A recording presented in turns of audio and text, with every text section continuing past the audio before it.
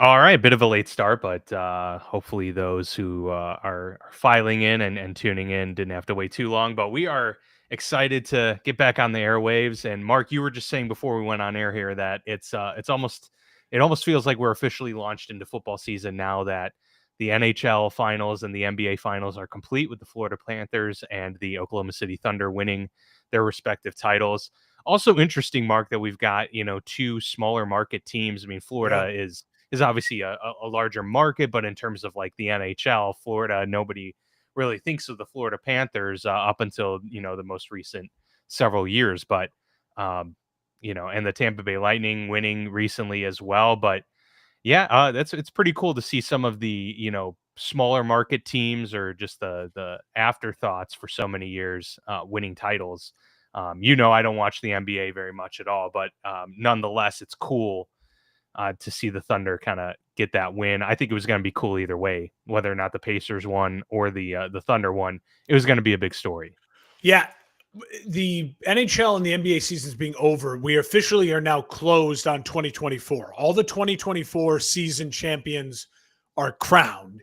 And so Yeah, baseball is the first of the 2025s, 2025. then Yeah, football, and then hockey and basketball. You could include the WNBA. I will say shout out to Caitlin Clark, like making the WNBA feels a little bit like appointment television in a weird way, like throughout the summer. And I don't know how next summer it'll be. Maybe the WNBA will get swallowed up by the World Cup next summer. But right now they kind of have a little opening. It's baseball and the WNBA, but I think within the next 2 weeks you're going to see everyone start like just honing in on football here as we get through July 4th and into mid-July. That's when camps are open. We have everyone kind of finalized and people have homes, and it definitely feels like we're on to football season for sure. yeah, for sure. We are launching into it. And with that, Aaron Rodgers was on the Pat McAfee show discussing this upcoming season, Football season. and yeah, and he let it be known that this is his intent to be his final season and ride off into the sunset after this and call it a career. He didn't say definitively that that was 100% the case, but he said this is probably my final season, and I think we're all, um, under the impression that that was going to be the case, anyways. But for him to vocalize that, it's pretty clear that maybe that's why he took a little bit extra time this offseason to fully get himself in the mindset. He does seem to be in a place where he's just maybe gonna like soak it up this year. I mean, that's what he's talking about, and that's what he's acting like. Who knows if that's actually the case, but it does seem that he's approaching this year as a if quote unquote different Aaron Rodgers, if you will, just in terms of his tone and his mindset going into the season. So let me ask you, as the Steelers fan, this is your team, and this is you live and die by this team. How does that make you feel as the Steelers fan hearing all that? I mean, I'm encouraged by it. I don't know how much to read into it. I don't know how much to believe. It is Aaron Rodgers after all, and he's been one to, um, you know, choose his words deliberately and be eloquent with his words at times, and weave certain stories. But I will say, based on everything, not just that he said, but kind of the actions and some of the things that his teammates are saying, the things that Mike Tomlin was saying about him too, it does seem to ring true, at least that he's kind of just showing up with this very calm demeanor, um, this willingness to not be the in control of everything, which is something that we had seen and thought about Aaron in during his time in Green Bay, and certainly with the calculated move to go to New York. We've talked about that here on this program. This is a different situation for him. And it also seems like he's kind of aligned that situation in Pittsburgh now with his renewed outlook on his career or this upcoming season. It does really seem like he's going to be a little more loose, um, and a little bit more enjoy the ride versus feel the burden of whatever it is, whether it's him living up to his own expectations or trying to impress others or trying to make it so that people think of him a certain way, or I got to manage my stats so that they stay in line with what my legacy is. it doesn't seem, at least from right now, and granted, we're not even in training camp yet, but it does seem like he's gonna just go into this season and, you know, play loose, and I'm all for it. I think that'll be a better version of Aaron Rodgers in terms of late portion of his career. I think that's what he needs, and maybe we'll be able to get, squeeze the most out of this because of that. So you're not thinking at all about like what does this mean for next year and the year at, like, you know what I mean? Like what No, is the because Steelers as an organization? You know, what's the long term plan? You know what I mean? What's the next I 5 didn't years think look that like? there was, I never went into this, pretty much what we knew early February that Rodgers was probably going to be a Steeler, right? At least late February for Yeah, sure. Um, since that point, I'd always kind of viewed it as a 1-year rental, maybe a second year tacked on in terms of like an option or something, if that's how he wanted it structured. But this always seemed to me to be like a 1 year, let's see what we can get out of this guy, bridge that gap between our, eventual next quarterback. The thing that's going to throw everything into a tizzy is if next year the Pittsburgh Steelers don't take a quarterback in the first round, then I'm going to be extremely confused as to what the plan was. This entire time, even over the last year, it has felt that 2026 was the target to get the quarterback of the future. yeah. Um, we thought for a moment with the Shadur news, like, okay, maybe they really like him a lot. Maybe they're going to get him in the first round. But, it's clear that I think their view is next year is the year to go get that guy. They've stacked up the draft capital to move up if they need to. And they certainly have some tradable assets in terms of players that they can use in that as well. So yeah, I'm encouraged because I think this is going to position Pittsburgh to be the best it possibly can be this year. And because if they're getting Aaron Rodgers, I don't want them to tank. Yeah. Now I wanted them to tank if they're not going to go all in and they're just going to ride it out. Then I'd love for them to start Will Howard all year and just see if you got anything in this guy. And then if you win 5 games, great. Now you're positioned to take that quarterback. But you go get Aaron Rodgers. Like, I want Cam Hayward to get a playoff win. I want TJ Watt to experience that. Yeah. And so he gives them the best shot to do that this year. And I think that they're still going to have a chance to get a high quarterback next season. My take on all this was if I'm Mike Tomlin, I'm like pounding the desk like, yes, like this is great news for me, because what it does is it takes the pressure off of Mike of saying, listen, we brought Aaron in because we're all focused on this year. And if Aaron doesn't play well and it's a 1-year rental, people aren't going to point the finger at Mike, be like, Mike, how could you have done this? It's like, what do you mean? We're going to give Aaron Rodgers obviously a chance with this roster to see what happens. And if it doesn't go well, it's going to be on Aaron, not on Mike. It feels like, unless Mike's defense is so bad, or unless there's massive coaching malpractice, he'll get to once again be the head coach. It looks like in the draft next year, looking for his quarterback of the future, which if you're Mike and that organization 2 years ago, I don't know if we would have said Mike's going to get another chance to draft the quarterback of the future. And but then they went ahead and extended him. they And did. like you didn't let him prove it. You just gave him this blanket extension. Exactly. Obviously, So they if could get I'm out of it. But so if I'm Mike, that feels good, right? It's like, hey, this is about Aaron and Aaron's last ride, and what do I have left? Not about is Mike Tomlin a good coach or not. This year it feels like obviously we know he's going to want to extend his streak of staying above 500, and I think he knows that Aaron Rodgers gives him the best chance to do that too. And so they're going to try to make that as best possible. Like if you're Mike Tomlin, the best case scenario is Aaron leads you to a wild card, maybe an upset victory in the wild card round, and then you lose in the second round and Aaron doesn't play great. And it's like he just runs out of gas late in the year or something. And he can say, hey, thank you for your service. Look at me. I'm Mike Tomlin. I'm the culture guy. Of course, if you just give me a capable quarterback, look what I could do with this culture and this organization. Now let's go get me, a star. The problem is going to be a good reset. Yeah. Yeah. The problem is going to be you're going to be drafting maybe in the 20s at that point. So what is Pittsburgh going to have to do to move up, and or who's going to be available for Pittsburgh later in the first round? Those are questions for 8-9 months from now. But I do think, to me, Mike Tomlin this takes a lot of pressure off him initially. It feels like I'd be pumped if I'm Mike Tomlin to hear this. Also, then you don't have to worry about the questions halfway through the season, like, hey, are you guys going to extend Aaron if he's playing really well or whatever? Like, listen, that Aaron has said what he's doing. He wants to 1 year and run it out, and we're just going to go with that.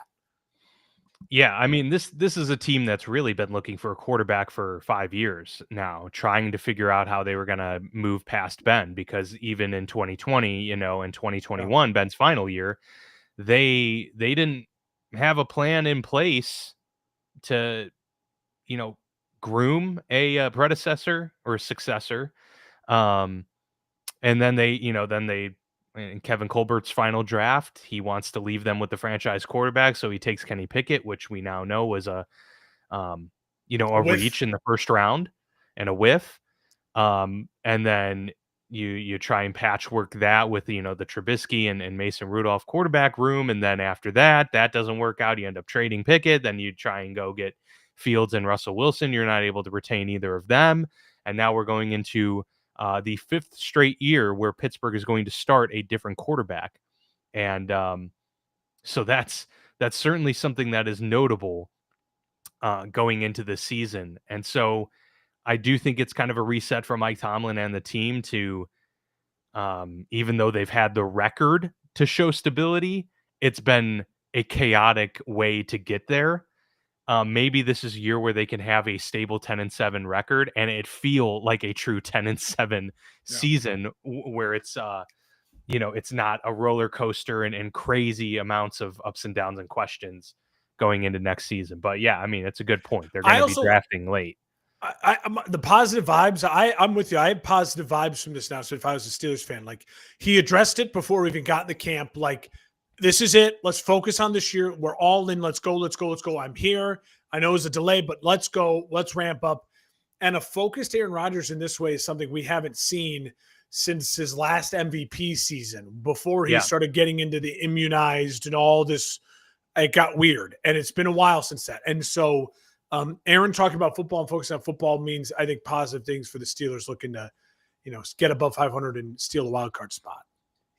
Yeah, and 2 years after an Achilles is the year that everyone says is the year that athletes tend to get back to true form. Now, there's not many use cases for 41-year-old quarterbacks in that situation, but nonetheless, there might be something positive to look at from the health side of things for Aaron Rodgers too coming into this season. But enough Steelers talk for now. We're here to talk about the best and worst. We might be talking about Mike Tomlin coming up. We very well might be. The 2025 NFL head coaches, looking at the top 5, the bottom 5, and what we think, where we think these guys rank. We talked about this right before we went on. It wasn't a terribly difficult list to put together, Mark. For me, maybe I had a little bit more difficulty, especially towards the back portion of the top 5. I felt like there were actually quite a few candidates I can put there, and a couple key ones that I have left off. So yeah, I mean, we didn't really talk about this with the wide receivers, the running backs and the quarterbacks when we did the list, but I'm curious, like, what criteria did you use when you were kind of evaluating how you did this? Yeah, so I try to stay true to what I've done so far, which is basically say, Mark, you own the Chicago Bears and you have the first pick in all of this, right? Where you're looking at, like, okay, I could choose the first quarterback. Who am I going to choose, right? I could choose the first running back. Who am I going to choose? And it's only guaranteed for this year. I looked at it that way. Say, hey, I'm for a head coach. To me, I'm looking at someone who's like, not necessarily your history is important, but it's like, hey, do you understand 2025, 2026 modern NFL football? And are you someone that if I gave the keys to run my organization, I feel really confident about? So history plays into that, obviously, because it shows you've done it before.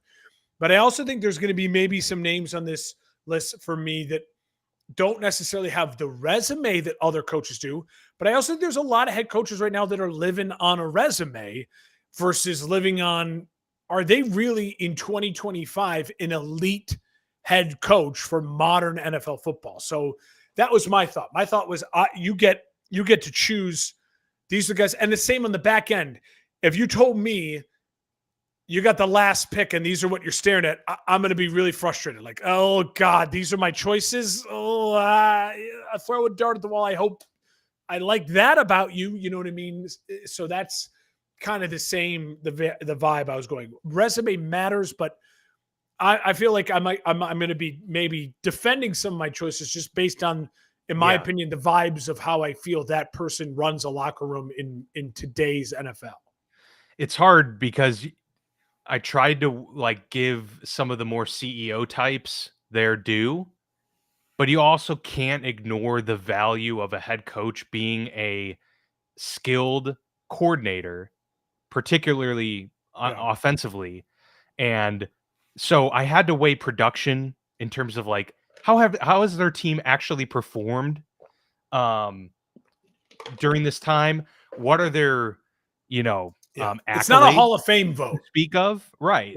Absolutely. And so I think the same for me. There's probably going to be a couple that maybe would surprise some people or some head scratchers in here that I'll have to explain my thought process behind a little bit more. There's one coach in particular that I think is the most difficult to talk about when it comes to this list, and we'll get there when we get there. But I think we should start with the bottom 5 this time. Oh, okay. Throwing a wrench into things. We've been starting with the top 5. Maybe we start with the bottom 5 because I think perhaps this would be less controversial anyway. We'll save the good stuff for later. I like that. I can start us off with the bottom 5. I think for me, we talked before we went on the air. I think there is something about it's hard not to just put all rookies on here. And I certainly didn't want to just lump in, oh, you're a rookie, I don't know what you're talking about. But I do think one of the problems is we've seen with rookie head coaches, you and I will be the first to admit, when a guy like Nick Sirianni got hired, we were both like, don't like that. The press conference, ew, gross. And now we sit here and he's got 2 trips to Super Bowl and a ring. It's like, well, okay, well, you never really know what you're going to get out of these rookie head coaches. So I also think it's fair to say, with no resume, a lot of these guys maybe belong to the list. So I'm going to go with Schottenheimer at 32, the Cowboys head coach. I think there's a reason he hasn't been given the opportunity to be a head coach yet at this point in time. He's got his opportunity. This is it. Jerry is throwing you that life preserver and says, hey, here's Dak Prescott, here's CeeDee Lamb, here's George Pickens, and go try to compete. And we'll see. At least there's the one thing I'll say for him in this situation is he does get continuity, right? He was with them last year. So he's not like totally unfamiliar with the building, with everyone. It's like a promotion within your own organization. We'll see how he handles it, but I think it's fair to say he belongs in this bottom 5. I have him at 32.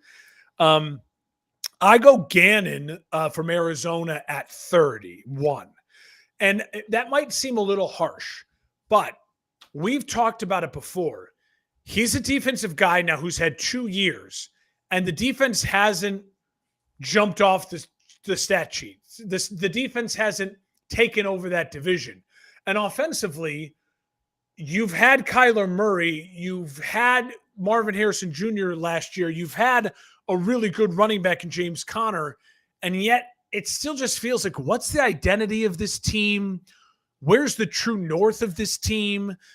This is a huge prove-it year for them. I just think to myself, he's a defensive guy. I don't love that in the modern NFL.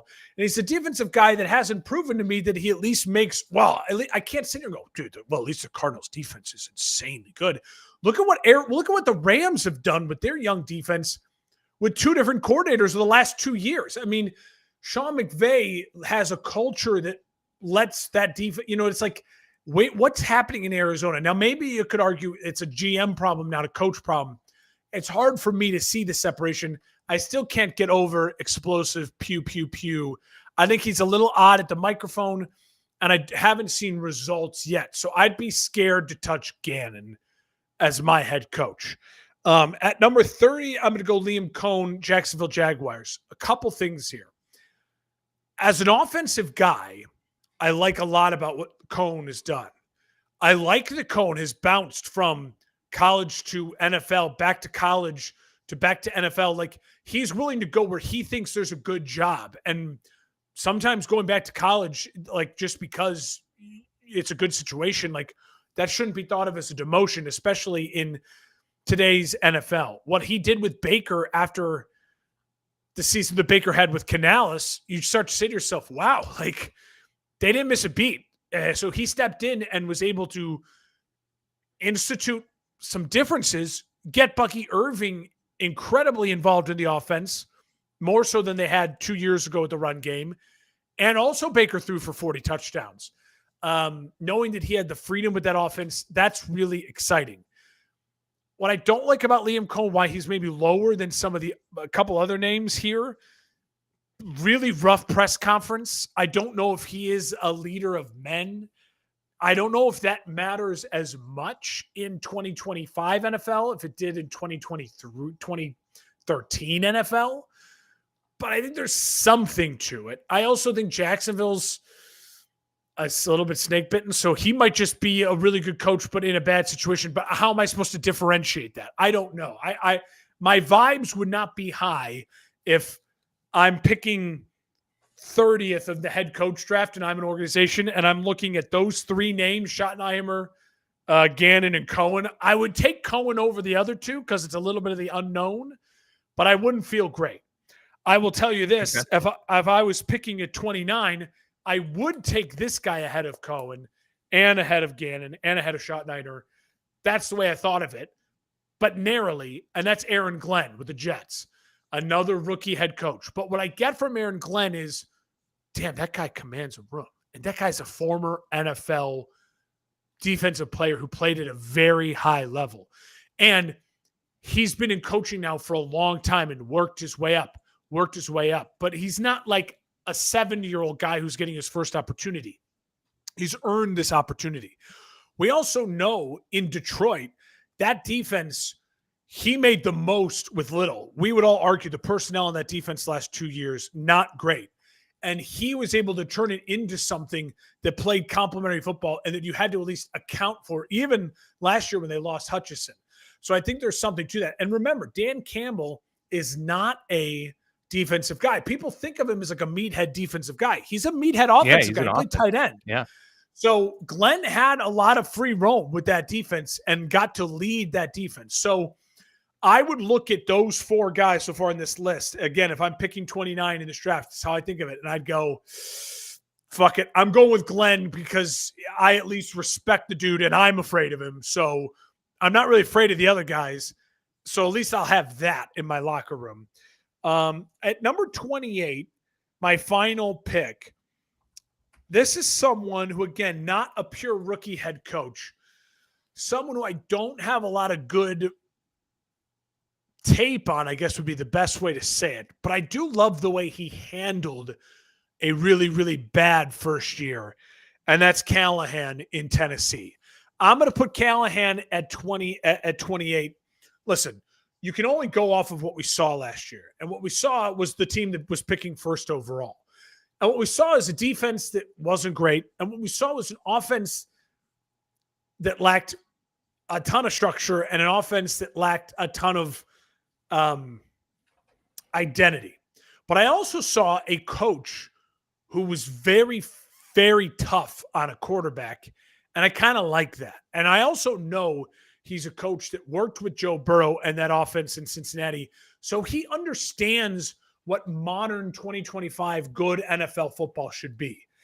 If I'm, again, picking at number 28 in this draft, I would look at Callahan. I'd say, I'll take that experience and that offensive and the way he handles the microphone, even though I don't love a lot of the way the season went, over the other guys on this list. So again, that's the way I thought of it. That's the way I broke it down. There are 5 names that I considered then right there in the mix. So I'm interested to see if any of those 5 names make your list. And then we can kind of go over our extra guys who just missed the cut of the bottom 5. But that's who I went with, and I think I can't imagine yours is too crazy different, but maybe it is, and I'm very interested then to hear where you go with it. No, it's not too crazy different. There are a couple names that are swapped in and out, but we both agree with 32 being Brian Schottenheimer. He's also the guy I just know least about, and maybe that's because he hasn't been running, storied offenses throughout his career, and you're just hearing about this guru, but he never gets a head coaching job. Just really didn't hear much about him to begin with. So this is more about ignorance than it is anything else. And it's a tall order to be the head coach of the Dallas Cowboys, and there's pressure that comes with that. There is a level of uncertainty as to how much command he'll actually be allowed to have over the team. So that's gonna be difficult to evaluate how his first year goes, because we still just don't know how much Jerry Jones really has his hands in a lot of stuff. But yeah, that's 32 there. For me, 31 was Liam Cohen. That's also because he's had a good run as an offensive coordinator in this league. He's worked under Sean McVay. He replaced Kevin O'Connell there as the OC for the Rams. But then he left, right afterwards to go back to Kentucky. And then he ended up coming back and obviously fared well with the Tampa Bay Buccaneers last season and really helped with Baker Mayfield's resurgence. So there's a light of positivity there from Cohen. But there's also that uncertainty of he hasn't really done it for very long. He had a good run with Baker Mayfield, but how much was that? Things are already in place, talented veteran-led roster. Todd Bowles is clearly establishing himself as like a very solid NFL head coach. He's never going to be the top 10, but he's never going to be in the bottom 5. And so that just, there's a lot of questions, as there are really with the majority of this bottom 5 list, because we just don't have enough information. But I'm skeptical of Liam Cohen. I also think it's extremely important for Jacksonville and for Trevor Lawrence. Like, this has to work, because if we're talking about Trevor Lawrence going on to his 4th head coach, in 2 years you'll be moving on from a quarterback and you're going into a new coach. We're talking this guy needs to get traded, or Trevor needs to, play out the rest of his career really not, unfortunately, elevating at that point. 30, Aaron Glenn. I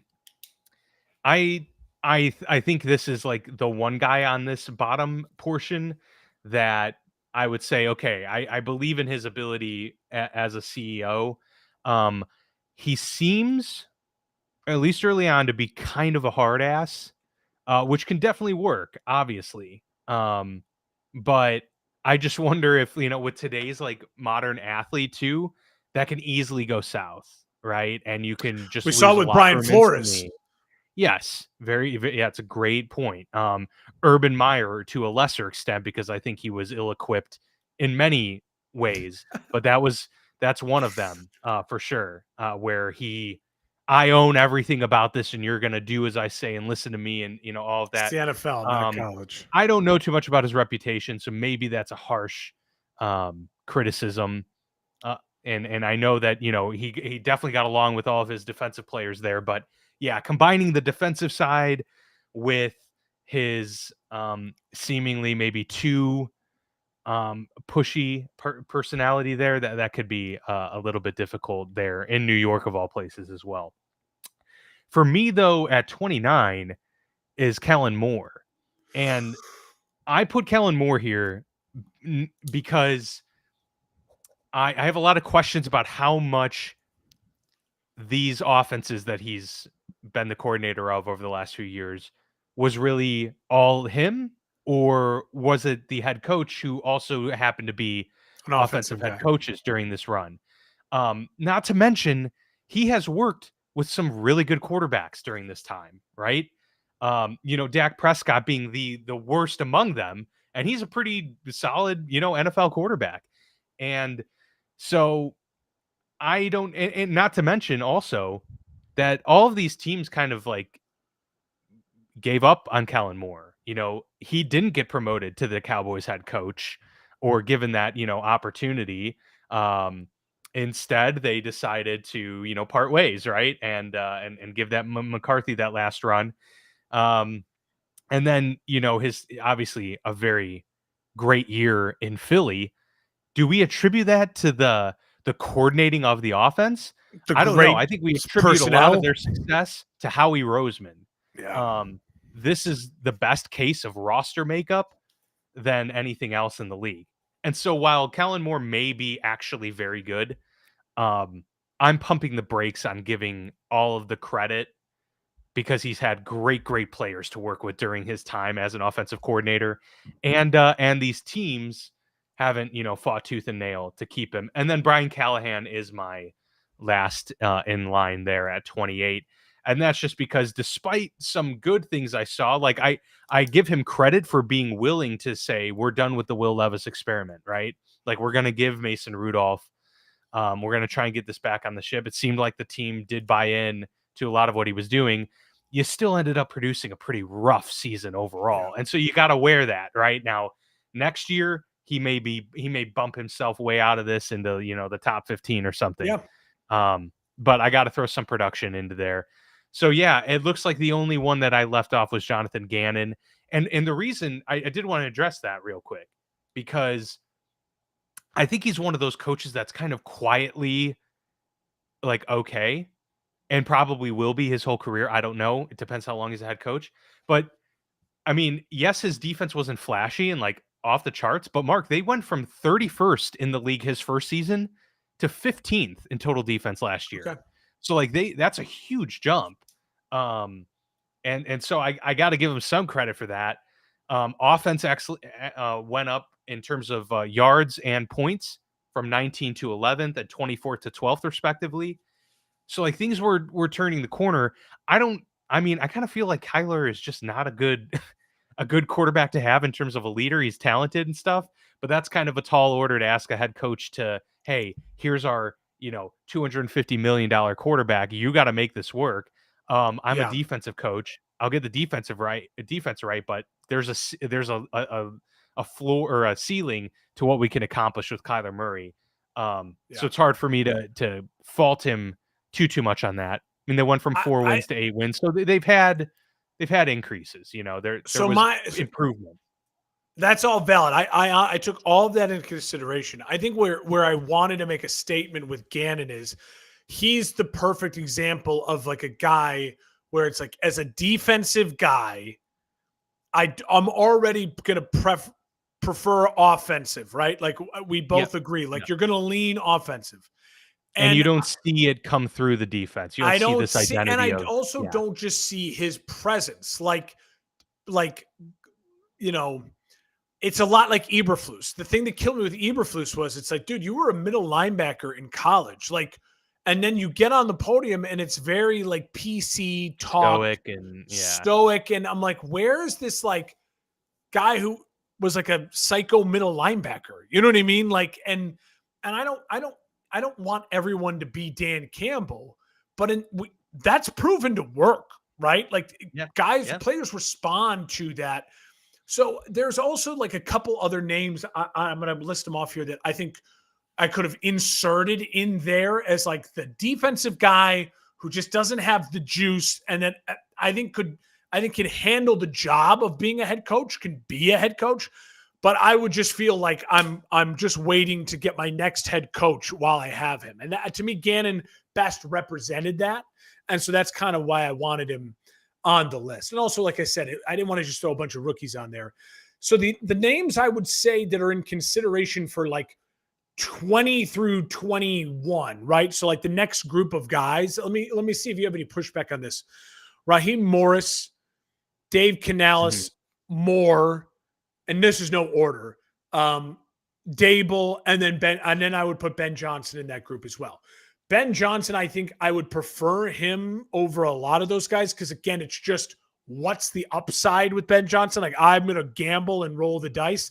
So Ben might actually be closer. I think if this really happened, like if you really took every head coach and removed them from every team and you did a draft, I think Ben Johnson probably actually might have a chance to go top 10 in that redraft based purely on like it's an NFL Projection. draft and people will look at him like they look at Cam Ward. Like, I'm really intrigued by all the things, the intangibles, and so screw it. I'm going the shiny new toy. The shiny new toy. So, but I do think in general, like as you're going resume, in this exercise, it makes sense to him to be in more of the talk towards the bottom. But is there a name that I missed, or is there a name you strongly disagree with out of those? No, not a name. I don't think you missed much there. Like nothing jumped out to me and as being egregious in any way. I do think Raheem Morris is like very much on that, like, short list of, chopping block type of candidates. Yeah. And then you get into, whether or not a guy like Mike McDonald, like how much of an elevator is he? And then you get and then you enter Todd Bowles territory and stuff like that. Yeah, but Todd I do Bowles agree. Is interesting. He is. He's hard because he's very solid. Very solid. Well, yeah, clearly. they've won the division the last 2 years with Baker and two different offensive coordinators. Like, he has held up that ship. They have not fallen off the map. Like I predicted 2 years ago. I wear it wholeheartedly. I've turned around on Todd Bowles. At this point, I would consider him closer to that top 15 than I would the bottom. I think there's names. I think Mike McDaniel needs to be put on notice a little bit more. He's in an interesting group. He hasn't won big games. Dan, he's in an interesting group. So I wanted to bring up his name. His name, I think, belonged with Shane Steichen. And then I would say, I thought I had one more. Where did that name go? No, I'm thinking of something else. Those two guys are younger offensive guys that I think we both would agree. If taking a flyer on them, like, yeah, I'm going to take a flyer on them ahead of a lot of the guys we've already named, but there's question marks. Zach Taylor, maybe it was the other name that could float in there. Now they did make a Super Bowl run with Joe Burrow, but it's been a rough couple years up and down. Now he did make the backup play really well 2 years ago. You know what I mean? Like, so he's a tough case. Is he just a product of Cincinnati, or is he actually a product of just Joe Burrow? I'm not. It's hard to say. And then there was a guy, I think Pete Carroll, like I floated Pete Carroll for maybe being in consideration to closer to 20 than closer to 10. Because again, I'm going off of not your just resume. If we're talking about who are Hall of Fame coaches, Pete Carroll's in the top 5. I mean, Pete Carroll, I think, will end up in the Hall of Fame. But if you're just talking about, you're saying top 5 of current head coaches, not of all time. Let's do this again. You're starting your franchise. I'm certainly not. Pete Carroll's like Aaron Rodgers. He'd be in that quarterback draft. You're like, screw it. For a year or two, I'll take him probably around 18 over some other guys, but I'm not prioritizing Pete Carroll. All right. Top 5. I think there's going to be some disagreement here, and I'm ready for it. How do we want to do this? Do we want to do what we did and kind of go back pick for pick, bar for bar? Yeah, let's do that. Let's go back and forth. Do you want to start at 1 or 5? I think 1 is more like ending on 5 is gonna be more interesting. I think because it is. Yeah, we'll start with 1. So I think we're both gonna have the same one. Andy Reid is 1. Yeah. Okay. We should. I don't even think we need to like spend time on. No, I don't think that, because that's pretty much a given. I don't think so either. I think he is quickly maybe becoming legitimately in the consideration for greatest coach of all time. Like, I mean, he's putting up the resume. So Reid at 1. I have McVay at 2. What do you have at 2? Same.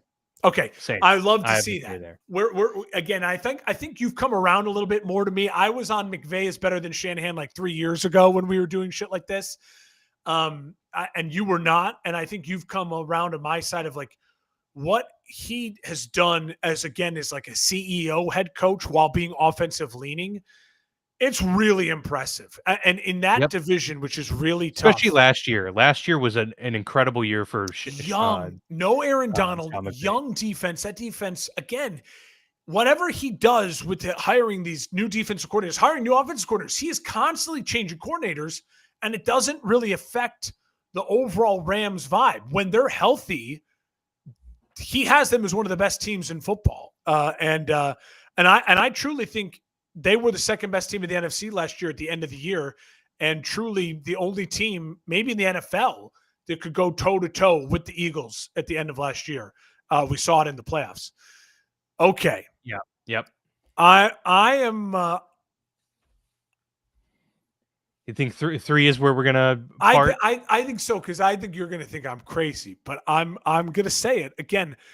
I look at this list the way I've said it is, if I'm picking third and those two guys are off the board and I'm looking, I go, my thought process was this: I need someone who can guarantee me that my organization is going to be well run, professional, and is going to be in the conversation to win and win soon. I don't know if it's going to win 10 years from now, but win and win soon. And I think there's the next best guy on the list to do that is Jim Harbaugh. I'm taking Jim Harbaugh number 3. All right, I got Dan Campbell at number 3. Okay, all right. To me, the turnaround he did with Detroit and the way where he's gotten that program in a short number of years, clearly the buy-in. I think he's like the perfect mix of CEO, but also a smart hirer of assistants. Like that's something that gets overlooked in terms of skill sets for coaches. Yeah. I think that's like Sirianni, like has to be given credit for hiring good assistant coaches. Well, Campbell, wait a minute. According to reports, it was not him who hired Vic Fangio and Kellen Moore last year, because he was the one who hired even Sean, then, but like he was the one who hired Sean Desai. That it was Howie Roseman that came in and said, I let you hire Sean Desai. And I can't remember who was the offensive coordinator for the other year when they lost in the playoffs after the Super Bowl. I didn't realize that. Yeah, no, look that up. Okay. Listen. Well, he still hired Shane Steichen during his first stint. And he said, okay, my boss hired you, but I'm still going to I'm going to run this team and give you the room to flourish. Yeah. So I give you that. So you got to give credit there. But Dan Campbell's number 3 for me. Are you say 4 next? Jim Harbaugh. Yeah. So they were. Okay. They were right there.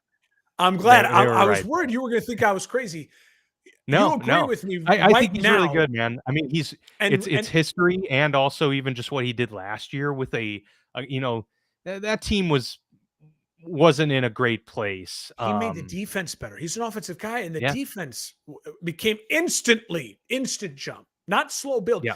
And he's coming off of winning a he championship. Made Herbert more efficient. Yeah, winning a championship at Michigan, knows the college game, which the NFL is so much of the college game. He's open to change, and yet he still was like a run the football dominant.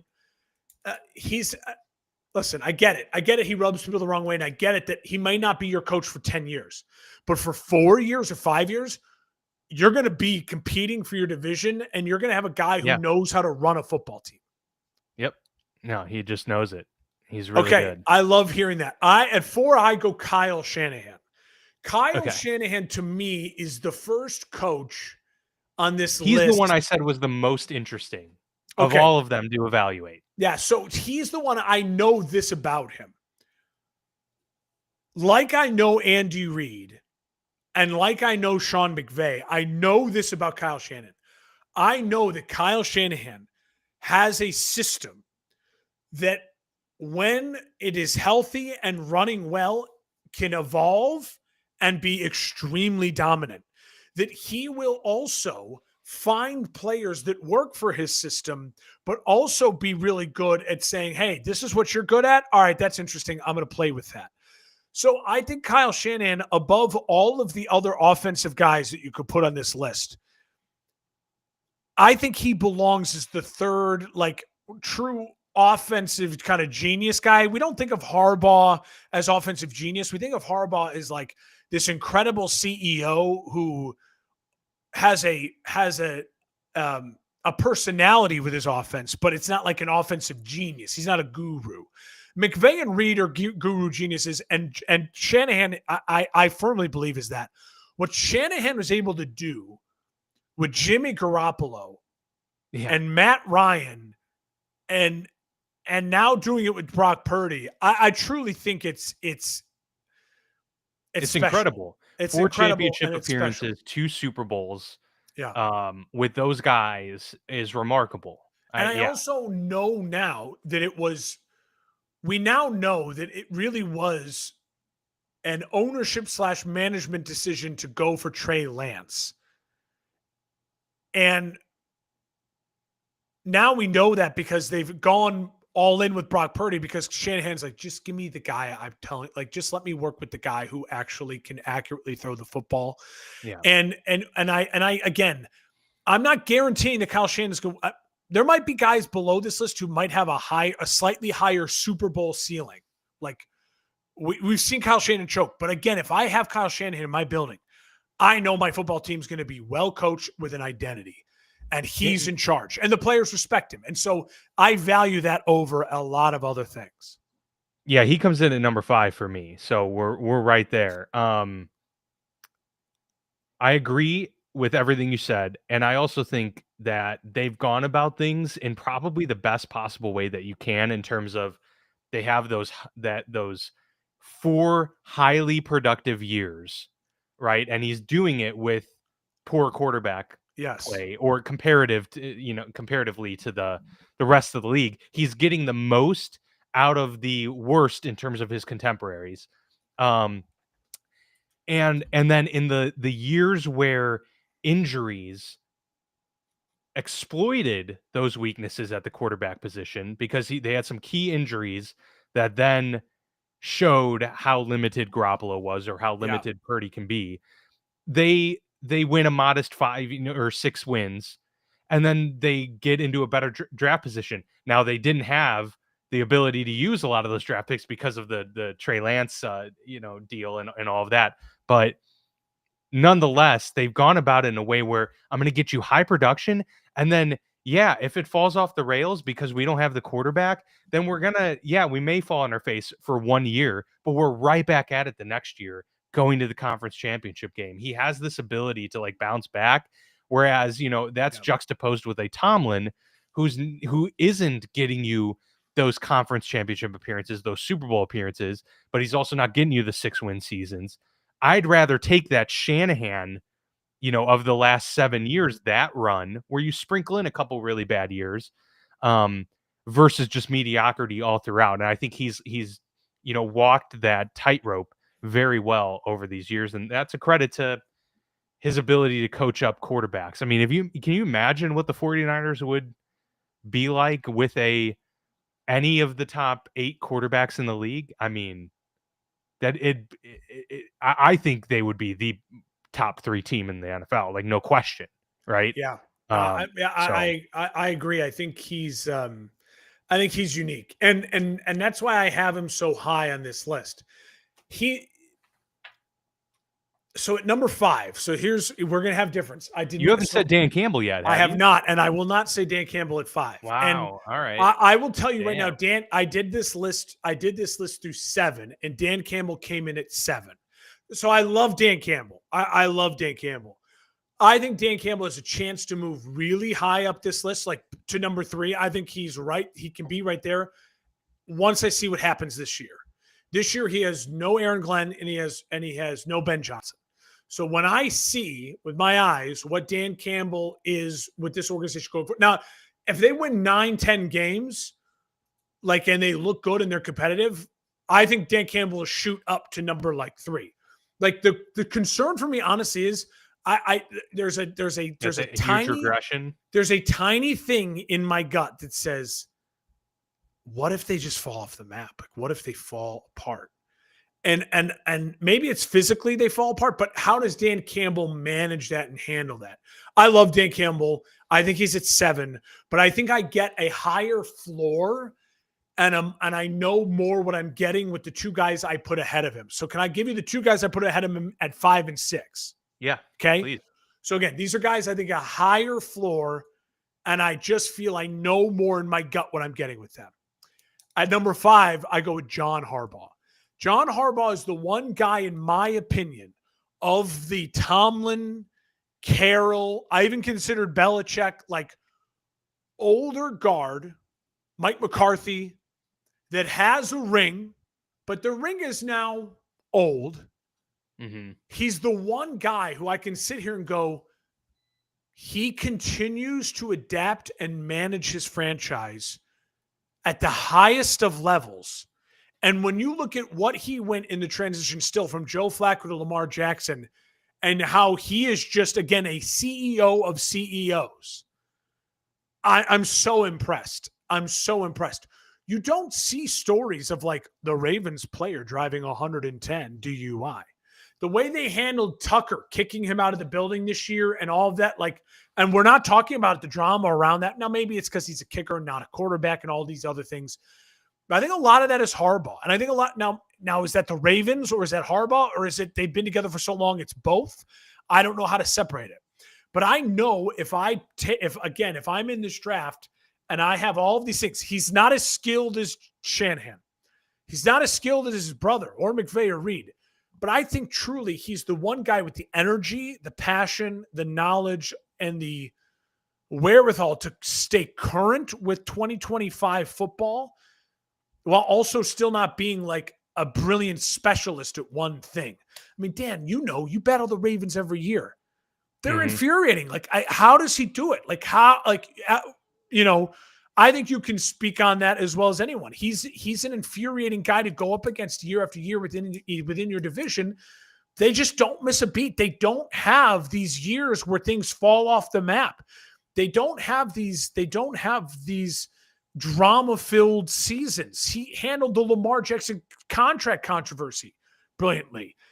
I mean, he's just as steady as they come. And I think for me, I know what I'm getting with John Harbaugh 100%.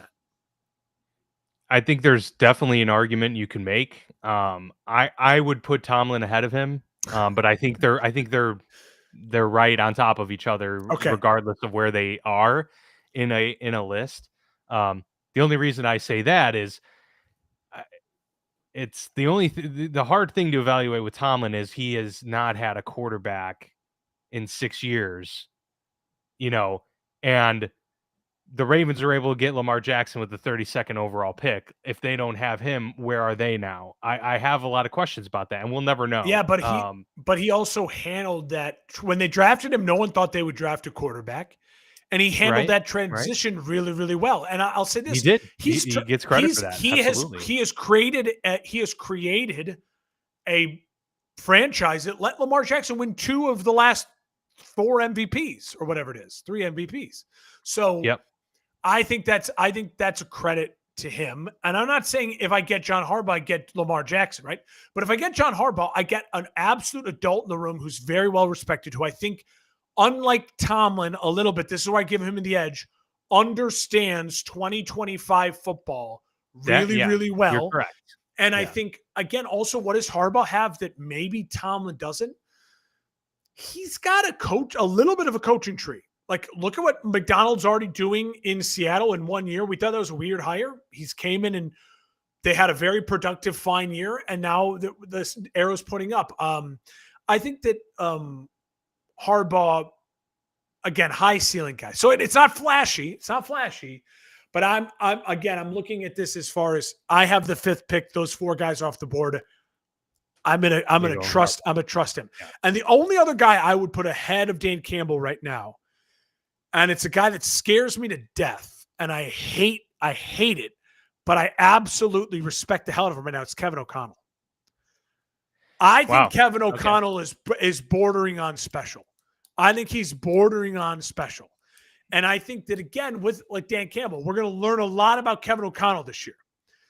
If Kevin O'Connell turns Mike McCarthy into a Pro Bowl quarterback, throwing 28-plus touchdowns and winning 10, 11-plus games, I might have to blow my brains out. Like, I don't know what I'm going to do, right? Like, what am I supposed to do with that? I truly think that Kevin O'Connell has a what he did last year with Sam Darnold and handling the controversy. Your first round pick's injured. There was a quarterback controversy. Now it's all on Sam. And the way they hot knife through butter with those wide receivers, and there's no drama.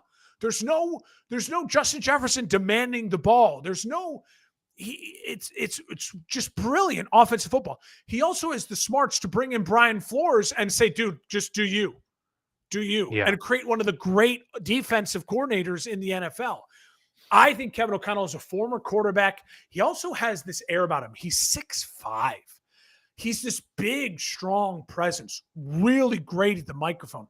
Worked California cool from Sean McVay's system as well. I think again, it's a little bit of the upside pick. I'll be honest, it's a little bit of the upside pick, but I look at Kevin O'Connell versus Sean Payton versus Mike Tomlin versus Mike Vrabel versus Dan Campbell, the next guys on my list, and I say, fuck it, I'm going to go upside. Offensive genius in entering the prime of his career and is doing something that has just been very, very impressive with Kirk Cousins and Sam Darnold. And now he's got a chance to prove it with the high first round draft pick in Mike McCarthy. Yeah, I mean not JJ McCarthy, not Mike McCarthy, JJ. JJ. I mapped it out 6 through 10 as well, and so it goes Tomlin, Harbaugh, LaFleur, O'Connell, and Sirianni. So LaFleur's hard. LaFleur's up there. It's a good name. He went to 4 straight conference championships now. Yes, he had Aaron Rodgers. But he's done very well in 2 years, 2 straight playoff appearances with Jordan Love. And I think it's been even more apparent now that we know that Jordan Love isn't the god that, people were making him out to be after his first, however many starts. On LaFleur. I would take LaFleur probably over Tomlin, probably over Vrabel. Maybe. I think 6 through 10 is a bucket. It's like the quarterback. It's like the quarterback discussion. 6 through 10 is where the debate is. Yeah.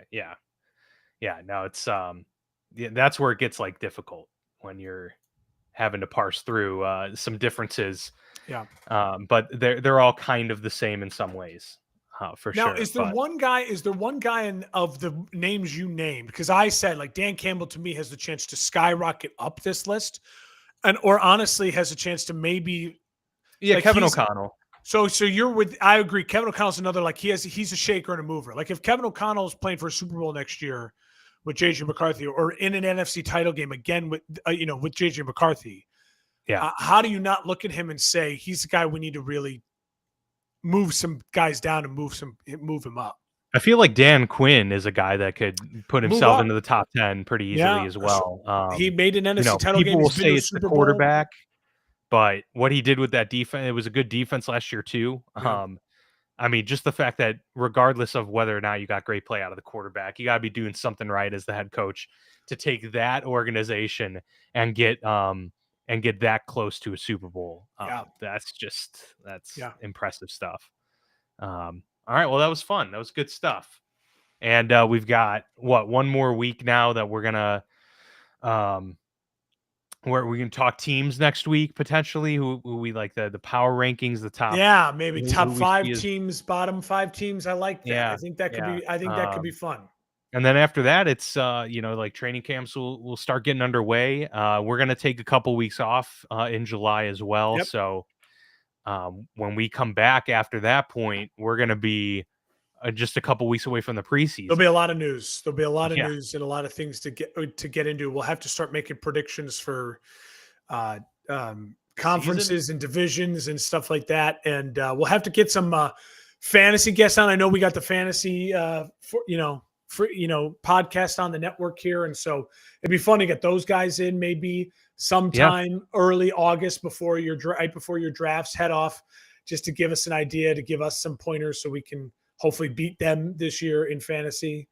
That would be a lot of fun. And please go to the For Fantasy Sake QC Facebook page or For Fantasy Sake QC.com. Go check it out. Sign up for the Toys for Tots League.